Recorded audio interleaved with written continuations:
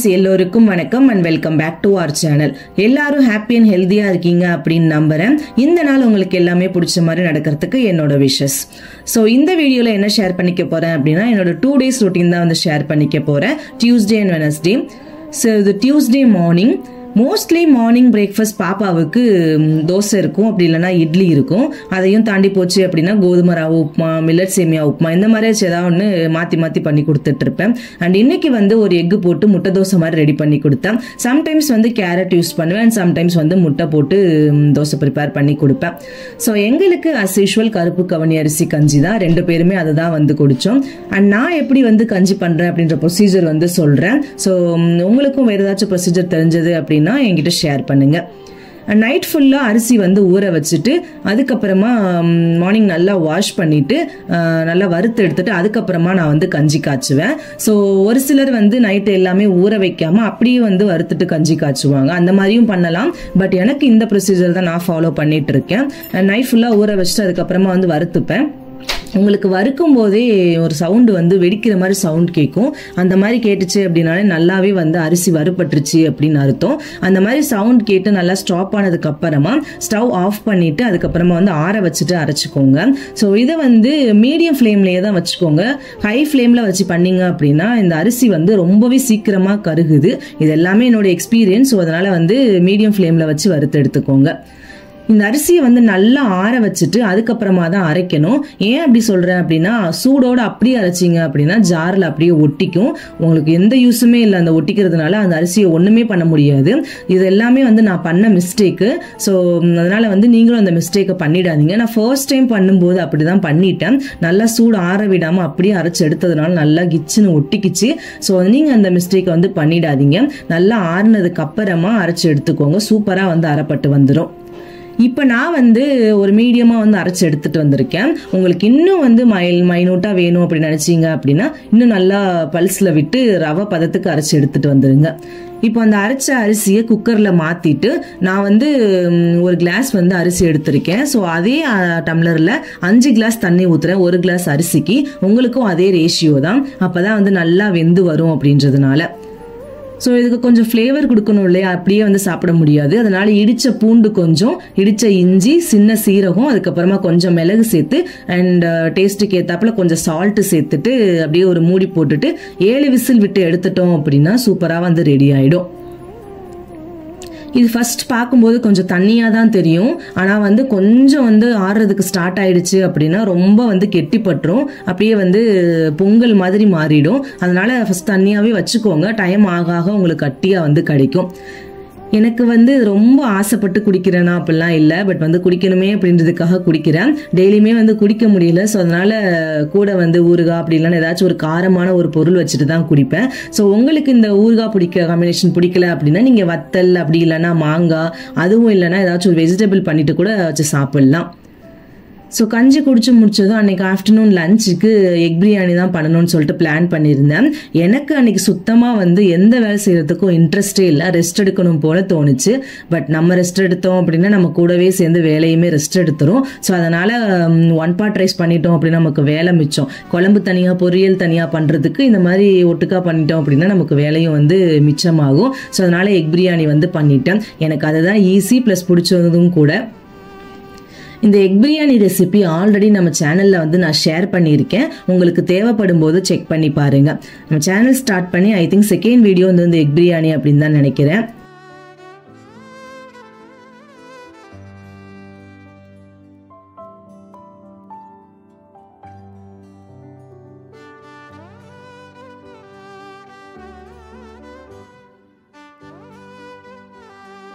பிரியாணி பண்ணி முடிச்சதும் பாப்பாவை குளிக்க வச்சு தூங்க வச்சுட்டேன். அதுக்கப்புறமா நானும் ஃப்ரெஷ் ஆகிட்டு இன்னொரு பெரிய ஆளுக்காக குக் பண்ணுறதுக்கு ஸ்டார்ட் பண்ணிட்டேன். ஸோ பாப்பா வந்து எப்படின்னா சம்டைம்ஸ் வந்து பிரியாணி சாப்பிட்டுப்பாங்க, சம்டைம்ஸ் வந்து எனக்கு பிரியாணி வேண்டாம் அப்படின்னு சொல்லுவாங்க. சரி சேஃப்டிக்கு எப்போவுமே நம்ம ஏதாச்சும் ஒன்று எக்ஸ்ட்ரா வச்சிருக்கணும் அப்படின்றதுனால எப்போவுமே வந்து இந்த மாதிரி 1 pot ரைஸ் பண்ணும்போது ஏதாவது ஒன்று எக்ஸ்ட்ரா ஒன்று வச்சிருப்பேன். அது மாதிரி இன்னைக்கு வந்து புலாவ் தான் வந்து ரெடி பண்ணேன். புலாவு பண்ணும்போது கேரட் அப்படி இல்லைனா பீன்ஸ் இந்த மாதிரி சேர்த்து பண்ணுவேன். இன்னைக்கு வந்து பீன்ஸ் இல்லை, கேரட்டும் பச்சை பட்டாணி காய் இருந்துச்சு. ஸோ அதுதான் வந்து யூஸ் பண்ணி புலாவு பண்ணியிருந்தேன்.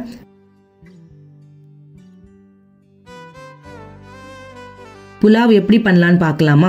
இதே ப்ரொசீஜர் தான் நீங்கள் அடல்ட்டுக்கு பண்ணும்போதும் குவான்டிட்டி மட்டும் சேஞ்ச் பண்ணுற மாதிரி இருக்கும். மற்றபடி ப்ரொசீஜர் எல்லாமே வந்து சேமாக தான் இருக்கும்.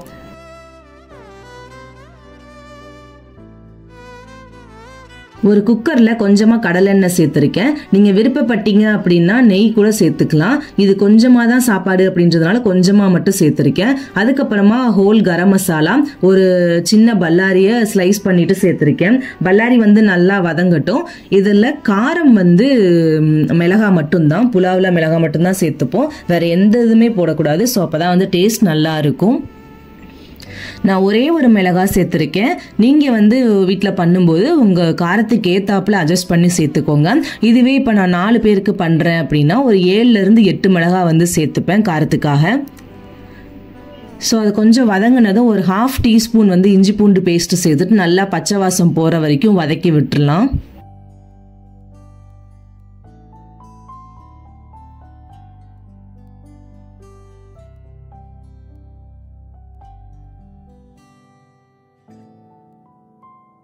இப்போ கொஞ்சம் கொத்தமல்லி, கொஞ்சம் புதினா. இது வந்து சாப்பாடு கொஞ்சம் தான் அப்படின்றதுனால ரெண்டுமே சேர்த்து ஒரு அரை கைக்கு தான் வந்து எடுத்திருப்பேன். ஸோ சேர்த்துட்டு நல்லா கலர் மாறினதுக்கு அப்புறமா கட் பண்ணி வச்சுருக்கோம் இல்லையா வெஜிடபிள்ஸ், கேரட்டு, பட்டாணி, இது எல்லாத்தையுமே சேர்த்து நல்லா வந்து மிக்ஸ் பண்ணி விட்டுக்கலாம். ஸோ இதில் நீங்கள் வந்து பன்னீரும் சேர்த்துக்கலாம். பட் பன்னீர் சேர்க்கும் போது இந்த மாதிரி கூட போட்டு வதக்கக்கூடாது. கடைசியாக குக்கர் மூடும்போது தான் வந்து பன்னீர் சேர்த்துக்கணும். அதுவும் ஒரு நாள் வந்து ஷேர் பண்ணுறேன் எப்படி பண்ணணும் அப்படின்னு சொல்லிட்டு. ஒரே ஒரு சிட்டிகை வந்து மஞ்சத்தூள் ஃப்ளேவருக்காக, ஒரு அரை டீஸ்பூன் வந்து உப்பு, இது எல்லாத்தையும் சேர்த்துட்டு நல்லா வந்து மிக்ஸ் பண்ணி விட்டுக்கோங்க.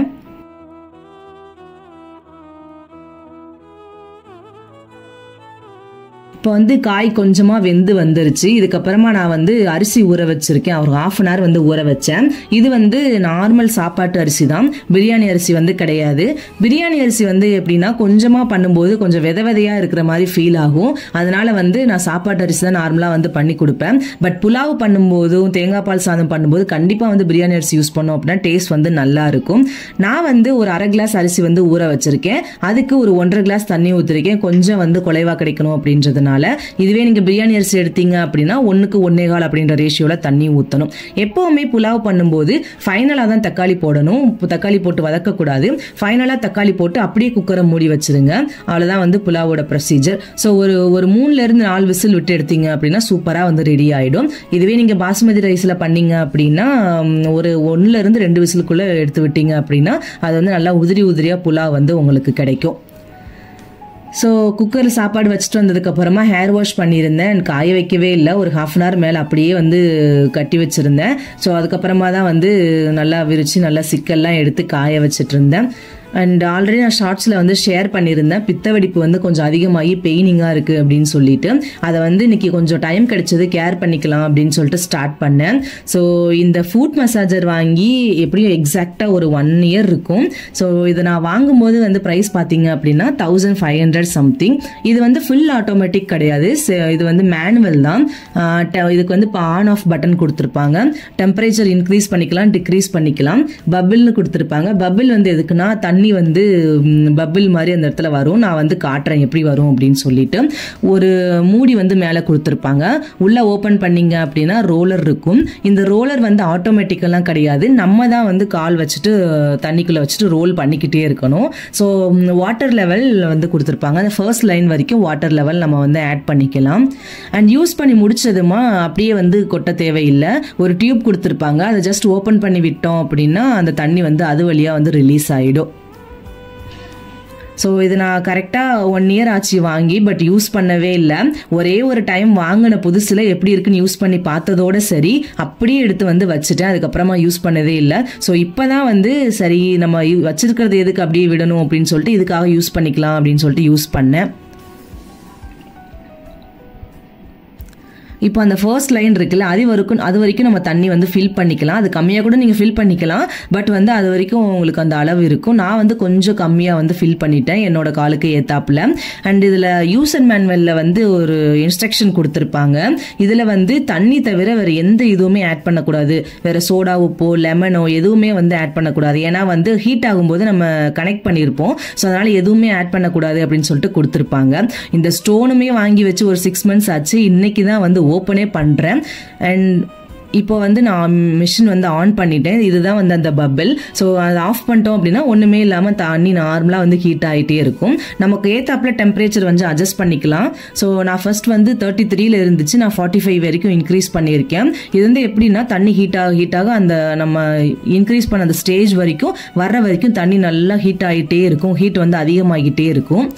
நான் பண்ணுறேன் இல்லையா, இந்த மாதிரி தான் வந்து ரோல் பண்ணணும். ஆட்டோமேட்டிக் கிடையாது. ஆட்டோமேட்டிக்கும் இருக்குது, பட் வந்து அது கொஞ்சம் காஸ்ட்லி அப்படின்றதுனால நான் இதுதான் வந்து யூஸ் பண்ணேன்.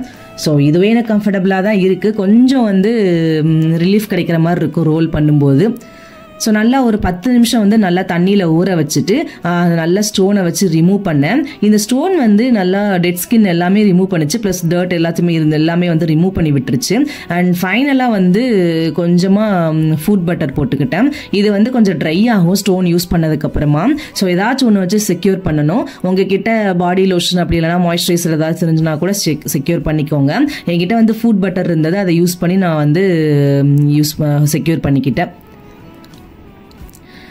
ஸோ கரெக்டாக வந்து அது எல்லாத்தையுமே முடிக்கும்போது பாப்பாவும் எழுந்து வந்தாச்சு. அதுக்கப்புறமா பாப்பாவுக்கு ஊட்டி விட்டுட்டு ஈவினிங் அப்போ தான் இன்றைக்கி வந்து ட்ரெஸ் வாஷே பண்ணது.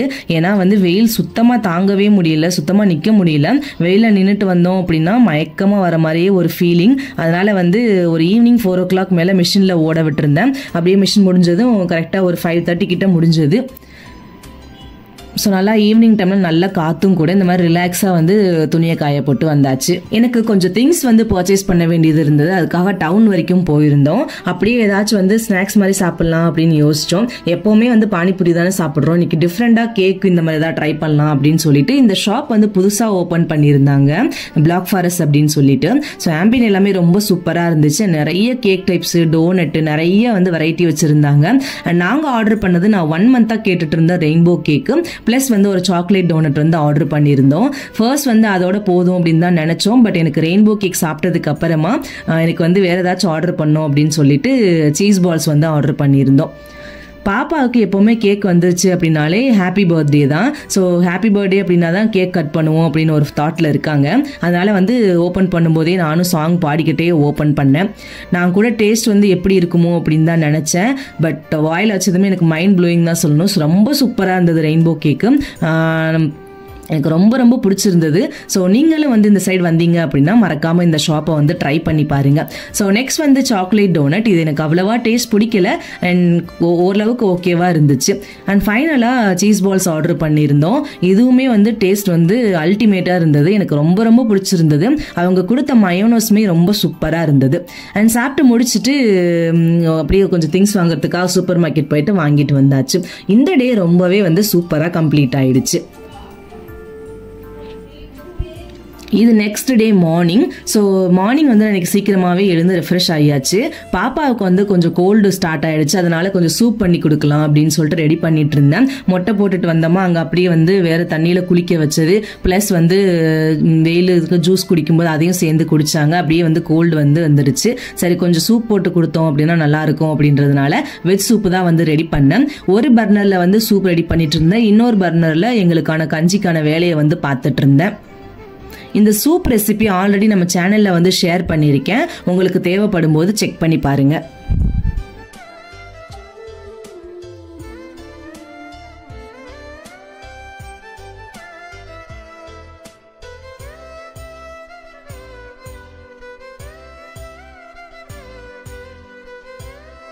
இன்னைக்கு வந்து ஆஃப்டர்நூன் லஞ்சுக்கு கருவாடு குழம்பு தான் வந்து பிளான் பண்ணியிருந்தேன். ஸோ நான் எப்படி கருவாடு குழம்பு பண்ணுறேன்னு பார்க்கலாமா?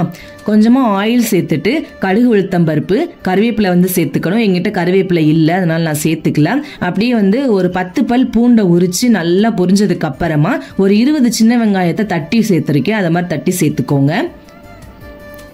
ஸோ வெங்காயம் நல்லா வதங்கினது நம்ம தக்காளி வந்து சேர்த்துக்க போகிறோம். இதில் ஒரு சிலர் வந்து புளி கரைச்சி ஊற்றுவாங்க, வேறு ஏதாச்சும் ப்ரொசீஜர் கூட இருக்கும். பட் எனக்கு என்னமோ புளி கரைச்சி ஊற்றுறது அவ்வளவா பிடிக்காது. நான் மேக்ஸிமம் ஃபாலோ பண்ணுற ப்ரொசீஜர் வந்து இதுதான். ஸோ வெங்காயம் நல்லா வந்து வதங்கினதும் ஒரு 2 தக்காளி, பெரிய சைஸ் தக்காளியை வந்து அந்த மாதிரி கட் பண்ணி வச்சுருக்கேன், அதையும் சேர்த்து நல்லா வந்து வதக்கி விட்டுக்கோங்க. இப்போ தக்காளி வந்து ஓரளவு மேஷ் ஆனதுக்கு அப்புறமா நான் கருவாடு வந்து நல்லா ஒரு 10 நிமிஷம் ஊற வச்சு நல்லா க்ளீன் பண்ணி எடுத்திருக்கேன்.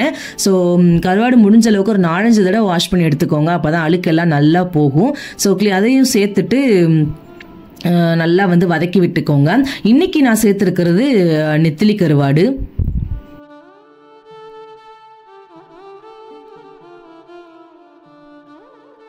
நல்லா வதக்கிட்டு ஒரு 3/4 டீஸ்பூன் அளவுக்கு மஞ்சள் தூள், அப்புறம் குழம்புக்கு தேவையான உப்பு சேர்த்துக்கோங்க. எப்போவுமே இந்த மாதிரி குழம்பு பண்ணும்போது கல்லுப்பு சேர்த்திங்க அப்படின்னா உப்பு வந்து நல்லா இறங்கும். அதனால் முடிஞ்ச அளவுக்கு கல்லுப்பு சேர்த்துக்கோங்க. ஃபைனலாக செக் பண்ணும்போது வேணால் நீங்கள் வந்து சால்ட்டு சேர்த்துக்கலாம். ஸோ இப்போ உப்பு மஞ்சள் எல்லாம் சேர்த்து ஒரு 5 நிமிஷம் நல்லா வந்து வதங்கட்டும். அந்த 5 நிமிஷம் வதங்கும் போதே நம்மளுக்கு அந்த கருவாடு வந்து சீக்கிரமாகவே சாஃப்ட் ஆகிடும். ஸோ நல்லா வதங்கினது அதுக்கப்புறம் நம்ம மசாலா சேர்த்துக்கலாம். இந்த மசாலா வந்து நான் சிக்கன் கிரேவிக்காக அரைச்சி வச்சது. கொஞ்சம் வந்து மிச்சம் இருந்துச்சு அப்படின்றதுனால ஸ்டோர் பண்ணி வச்சுருந்தேன். ஸோ அதை வேஸ்ட் பண்ண வேண்டாமே அப்படின்னு சேர்த்துருக்கேன். அண்ட் நீங்கள் மசாலா சேர்க்கும்போது இந்த மாதிரி நீங்கள் அரைச்சும் சேர்த்துக்கலாம். அப்படி இல்லைன்னா நம்ம வீட்டில் குழம்பு மிளகாய் தூள் அரைச்சி வச்சுருப்போம் இல்லையா, அது ஒரு 3 டேபிள் ஸ்பூன் வந்து சேர்த்துக்கோங்க. இந்த குழம்பு மிளகாய் தூள் எப்படி பண்ணணும்னு சொல்லிட்டு ஆல்ரெடி நம்ம சேனலில் இருக்குது. ஸோ செக் பண்ணி பாருங்கள். நான் வந்து அந்த மசால் வந்து 1 ஸ்பூன் இருந்தால் அதை சேர்த்துட்டு எக்ஸ்ட்ரா 2 டேபிள் ஸ்பூன் வந்து குழம்பு மிளகாய் தூள் வந்து சேர்த்துருக்கேன். நல்லா சேர்த்துட்டு மிக்ஸ் பண்ணி விடுங்க. இப்போ மிளகாய் தூள் போட்டதுமே நமக்கு வந்து நல்லா ட்ரை ஆகிடும். ஃபர்ஸ்ட் வந்து கொஞ்சமாக தண்ணி சேர்த்து இப்போ நல்லா எல்லாத்தையும் மிக்ஸ் பண்ணதுக்கு அப்புறமா மசாலா வந்து நல்லா தனித்தனியாக வந்ததுக்கு அப்புறமா நம்ம தேவையான அளவுக்கு தண்ணி சேர்த்து கொதிக்க விட்டுறலாம்.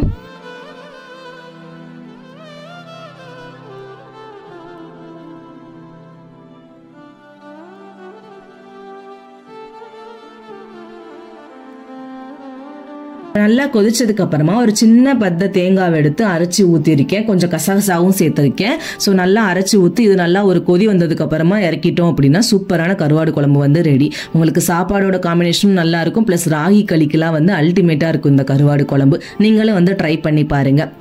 ஸோ மார்னிங் குழம்பு வைக்கும் போதும் சரி, அதுக்கப்புறமாவும் சரி, ஃபிஷ் எடுக்கணும் அப்படின்ற ஐடியாவே கிடையாது. சடனாக தான் வந்து என் ஹஸ்பண்ட் சிக்கன் 65 சாப்பிடணும் போல தோணுச்சு அப்படின்னாங்க.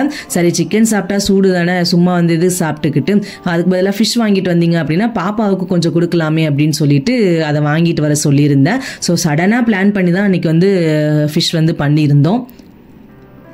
இன்றைக்கி வாங்கிட்டு வந்தது வந்து பாறை மீன். அது நல்லா வந்து முள் இல்லாமல் குழந்தைங்களுக்கு கொடுக்குற மாதிரி இருக்கும். ஸோ நான் எப்படி வந்து மசாலா ரெடி பண்ணுறேன்னு பார்க்கலாமா.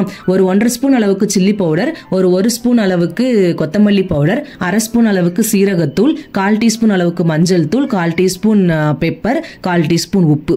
இதெல்லாம் வந்து டேபிள் ஸ்பூன் கணக்கு. நான் டீஸ்பூன் சொல்லிட்டேன். எல்லாமே வந்து டேபிள் ஸ்பூன் கணக்கு. ஸோ இது வந்து என்னன்னா 1 கிலோ மீனுக்கான இந்த குவான்டிட்டி. அப்படியே வந்து 1 டேபிள் ஸ்பூன் அளவுக்கு கடலை எண்ணெய் சேர்த்துக்கோங்க. நீங்க விருப்பப்பட்டீங்க அப்படின்னா நெய் கூட சேர்த்துக்கலாம். ஸோ எல்லாத்தையும் நல்லா சேர்த்துட்டு ஒரு 1/2 டீஸ்பூன் அளவுக்கு நல்லா பேஸ்ட்டாக பண்ண இஞ்சி பூண்டு பேஸ்ட்டு. எந்த ஒரு வெள்ளைப்பூடோ எதுவுமே வந்து தனியாக தெரியக்கூடாது, நல்லா பேஸ்ட்டாக இருக்கணும். ஸோ அதை நல்லா சேர்த்துட்டு ஃபர்ஸ்ட் வந்து நல்லா மிக்ஸ் பண்ணி விட்டுருங்க. அதுக்கப்புறமா கொஞ்சம் கொஞ்சமாக தண்ணி சேர்த்து நம்ம அந்த டெக்ஸ்சர் வந்து கொண்டு வர போகிறோம். இப்போ நான் வந்து இது இன்னைக்கு தவாவில் தான் வந்து ஃப்ரை பண்ண போகிறேன். நீங்கள் இதை வந்து டீப் ஃப்ரை பண்ணணும் அப்படின்னு நினச்சிங்க அப்படின்னா இது கூட ஒரு 2 ஸ்பூன் அளவுக்கு கார்ன்ஃப்ளவர் மாவு, டேபிள் ஸ்பூன் கிடையாது, 2 ஸ்பூன் அளவுக்கு கார்ன்ஃப்ளவர் மாவு சேர்த்துக்கோங்க.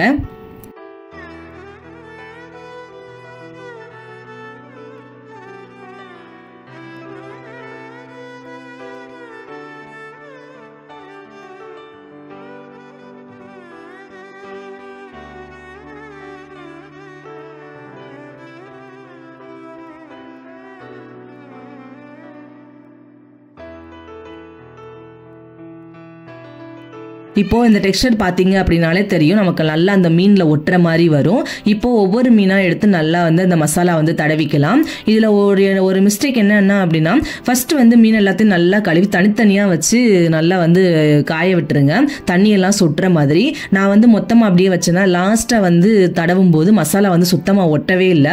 அதனால் வந்து நல்லா காய வச்சுட்டு அதுக்கு தண்ணியெல்லாம் போனதுக்கப்புறமா மசாலா வந்து தடவிக்கோங்க. ஸோ நான் வந்து சைடில் வந்து உங்களுக்கு வேணும் அப்படின்னா தடவுங்க. ஏன்னா வந்து சைடில் வந்து நான் இருந்துச்சுன்னா கொஞ்சம் கோட் இருந்துச்சுன்னா நல்லாயிருக்கும் அப்படின்றதுனால நான் சைட்லேயுமே வந்து நல்லா அப்ளை பண்ணிக்கிட்டேன். ஸோ நல்லா அப்ளை பண்ணதுக்கப்புறமா நீங்கள் வந்து உடனே வந்து பொரிக்க போகிறீங்க அப்படின்னா அப்படியே ஒரு 1/2 hour வச்சுட்டு அப்படியே பொரிச்சு எடுத்துக்கோங்க. இல்லை வந்து கொஞ்சம் லேட் ஆகும், டைம் ஆகும் அப்படின்னு நினச்சிங்க அப்படின்னா அப்படியே வந்து ஃப்ரிட்ஜில் எடுத்து வச்சுக்கோங்க. ஏன்னா நான் வந்து ஃப்ரிட்ஜில் தான் வைக்க போகிறேன். ஒரு 1.5 hour மேலே வந்து அதுக்கப்புறமா தான் நான் வந்து பொரிக்க போகிறேன். அதனால் வந்து மசாலா நல்லா தடவிட்டு ஃப்ரிட்ஜில் வந்து ஸ்டோர் பண்ணி வச்சுக்க போகிறேன். ஒரு சிலர் வந்து வெயிலையும் காய வைப்பாங்க, அதுவுமே பண்ணலாம். பட் நீங்கள் உடனே பொறிக்க போகிறது இருந்தீங்க அப்படின்னா அதெல்லாம் வந்து தேவையில்லை.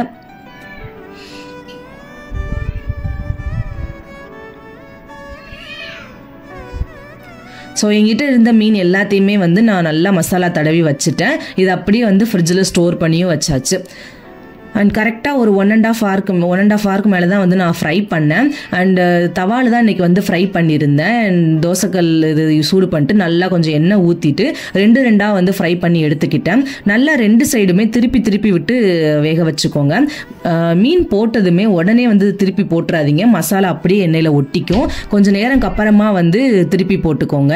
அவ்வளோதான், சூப்பரான ஒரு ஃபிஷ் ஃப்ரை வந்து ரெடி ஆகிடும்.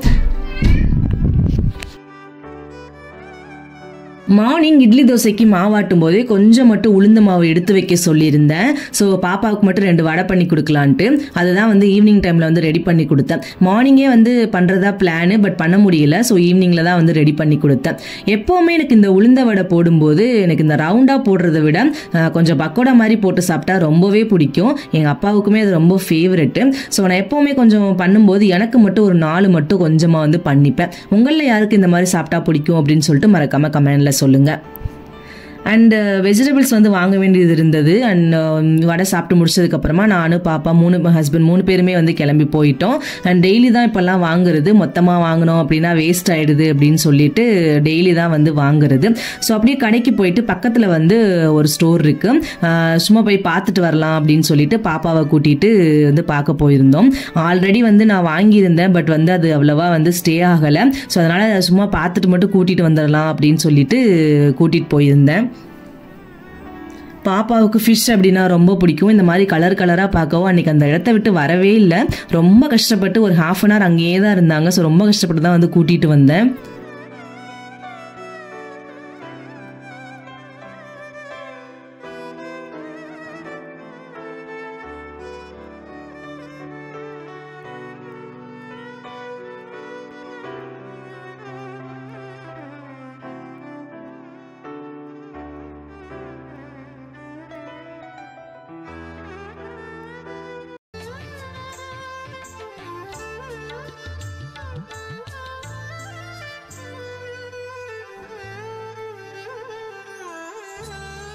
வீட்டுக்கு வந்துட்டு சாப்பிட்டு முடிச்சதும் என்னோட பட்டு புடவையெல்லாம் வந்து ஒரே மடிப்பிலேயே ரொம்ப நாளாக இருந்துச்சு.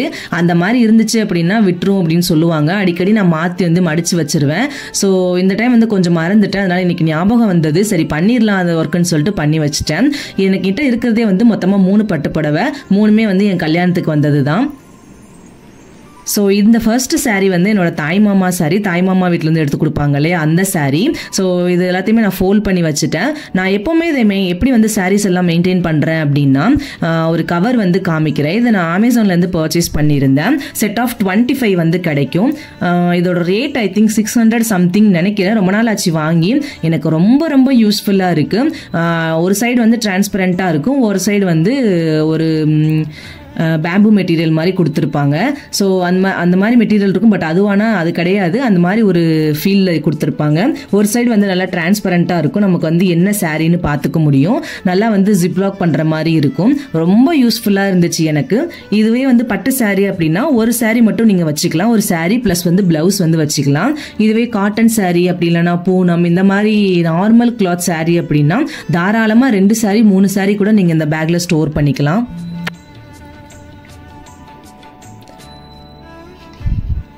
ஸோ நான் வந்து எங்கேயாச்சும் வெளியில் போகிறேன் அப்படின்னா எப்போவுமே ப்ரீப்ளீட் பண்ணுற பழக்கம் இருக்குது. அப்போ கூட ப்ரீப்ளீட் பண்ணி இந்த மாதிரி அந்த கவரில் தான் வச்சு நான் எடுத்துகிட்டு போயிடுவேன். ரொம்பவே யூஸ்ஃபுல்லான ஒரு திங்கு. ஸோ நீங்களும் இதை வந்து உங்களுக்கு சாரியெல்லாம் நீட்டாக அரேஞ்ச் பண்ணணும்னு நினச்சிங்க அப்படின்னா நீங்கள் வந்து இதை ட்ரை பண்ணி பாருங்கள். அண்ட் இது வந்து என்னோட கல்யாண புடவை. ரொம்ப ரொம்ப செக்யூராக வச்சுருப்பேன். இது எல்லாமே full and full aari work. So அதனால் வந்து எது கூட வந்து டச் ஆகி டேமேஜ் ஆகிடக்கூடாது அப்படின்னு சொல்லிட்டு அந்த கவருக்குள்ளே இன்னொரு குட்டி கவர் போட்டு தான் இந்த ப்ளவுஸை வந்து நான் சேஃபாக வந்து வச்சுருப்பேன். இதுதான் என்னோட கல்யாண புடவை. ஸோ என்கிட்ட இருக்கிறதுமே மொத்தமாக 3 பட்டு புடவை. எல்லாத்தையுமே வந்து இந்த மாதிரி தான் நான் ஸ்டோர் பண்ணுவேன். இது எல்லாமே ஒரு தடவை 2 தடவை கட்டிட்டு அப்படியே வந்துட்டு வாஷ் பண்ணி வச்சுட்டு அதுக்கு அப்படியே எடுத்து வச்சது தான். அதுக்கப்புறமா வந்து நான் எடுக்க மாட்டேன், ஏன்னா அது ரொம்ப ஹெவியாக இருக்கும் அப்படின்றதுனால அடிக்கடி வந்து யூஸ் பண்ண மாட்டேன். ப்ளஸ் நமக்கு வாஷ் பண்ணுறதுமே ரொம்ப கஷ்டம். ஸோ ட்ரை வாஷ் மட்டும்தான் பண்ணணும். அதனால் அடிக்கடி வந்து நான் யூஸ் பண்ணிக்க மாட்டேன். என்னோட கல்யாண சாரீ வந்து ஒரு நாள் வந்து மேரேஜ் கட்டியிருந்தேன், இன்னொரு நாள் வளகாப்புக்கு கட்டியிருந்தேன், அவ்வளோதான். மற்ற 2 சாரீ கூட ஒரு 4 to 5 டைம்ஸ் வந்து நான் கட்டியிருப்பேன். ஸோ இது வந்து இன்னொரு பட்டு சாரீ. இது அம்மா வீட்டிலேருந்து வரும்போது இந்த சாரீ எடுத்து கொடுப்பாங்க. அண்ட் இது ரொம்ப ரொம்ப வியர் பண்ண ரொம்ப ரொம்ப அழகாக இருக்கும். இதோட ப்ளவுஸ் வந்து ஆரியெல்லாம் கிடையாது, நார்மல் எம்ப்ராய்டிங் தான் அப்படின்றதுனால சாரீ கூடயே வந்து நான் ஸ்டோர் பண்ணி வச்சுக்கிட்டேன். அண்ட் இந்த சாரீ வியர் பண்ணோம் அப்படின்னா ரொம்ப ரொம்ப அழகாக இருக்கும். எனக்கு ரொம்ப ரொம்ப பிடிச்ச ஒரு சாரீ அப்படின்னும் சொல்லலாம். ஸோ நான் இந்த மாதிரி தான் வந்து பட்டு சாரீ எல்லா சாரியுமே இந்த மாதிரி தான் நான் வந்து மெயின்டைன் பண்ணுறேன். ஸோ எங்கிட்ட சாரீ கலெக்ஷன்ஸ் வந்து கம்மியாக தான் இருக்கும், இருந்தாலும் இருக்கிறத நம்ம வந்து கரெக்டாக வச்சுக்கணும் இல்லையா? ஸோ அதனால் வந்து எல்லாத்தையுமே இந்த மாதிரி தான் தனித்தனியாக நான் போட்டு மெயின்டைன் பண்ணுவேன். ஸோ அவ்வளோதாங்க, நம்ம இந்த வீடியோவோட எண்டுக்கு வந்தாச்சு. உங்களுக்கு இந்த வீடியோ பிடிச்சிருக்கும் அப்படின்னு நினைக்கிறேன். ஸோ பிடிச்சிருந்துச்சு அப்படின்னா மறக்காமல் சப்ஸ்கிரைப் பண்ணிவிடுங்க. இப்போ தான் நீங்கள் சேனலை நம்ம ஃபர்ஸ்ட் டைம் பார்க்குறீங்க அப்படின்னா மறக்காமல் சப்ஸ்கிரைப் பண்ணிவிடுங்க, ஷேர் பண்ணுங்கள், லைக் பண்ணுங்கள். ஸோ நான் இன்னொரு சூப்பர் விலாகில் உங்களை வந்து மீட் பண்ணுறேன். தேங்க்ஸ் ஃபார் வாட்சிங். Tata, bye bye.